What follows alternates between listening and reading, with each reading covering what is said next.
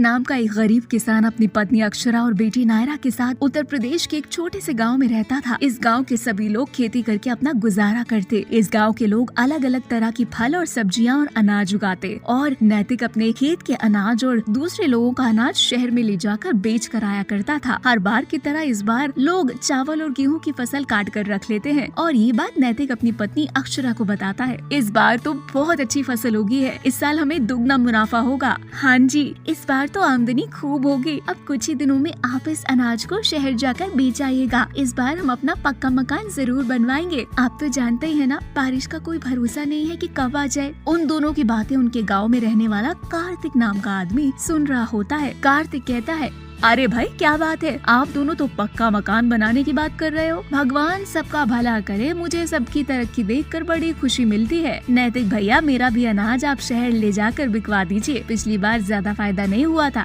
क्या पता इस बार थोड़ा फायदा हो जाए। गाँव के लोग हंसी खुशी बात कर ही रहे थे कि अचानक से तेज बारिश होनी शुरू हो जाती है। नैतिक जल्दी से अपनी फसल देखने के लिए जाता है। गाँव के बाकी लोग भी अपनी फसल देखने खेत में जाते हैं, लेकिन फसल देखकर सभी लोग घर वापस आ जाते हैं। सबको लगता है कि बारिश अभी थोड़ी देर में रुक जाएगी, लेकिन काफी देर हो जाती है। बारिश तो रुकने का नाम ही नहीं लेती। नैतिक को घबराहट होने लगती है। वो अक्षरा से कहता है, अक्षरा, बारिश तो बढ़ती ही जा रही है, ऐसा लग रहा है कि हमारा पूरा अनाज नष्ट हो जाएगा। अक्षरा भी चुपचाप खड़ी होकर बात सुन रही थी। सभी किसानों को बस सुबह होने का इंतजार था, क्योंकि सभी ने अपनी फसल खेतों में ही छोड़ रखी थी। सुबह होते ही जब सभी लोगों ने अपने खेत का नजारा देखा तो नजारा देखकर दंग रह गए। सारी फसल बर्बाद हो गई थी। इसके अलावा फल और सब्जियों की फसल भी किसी काम की नहीं बची थी। सभी किसान अपने सर पर हाथ रखकर रोने लगते हैं, फिर अपनी अपनी फसल उठाकर ले जाने लगते हैं। तभी बारिश फिर से शुरू हो जाती है। इसके साथ साथ अब ओले भी पड़ने लगते हैं। अक्षरा फूट फूट कर रोने लगती है।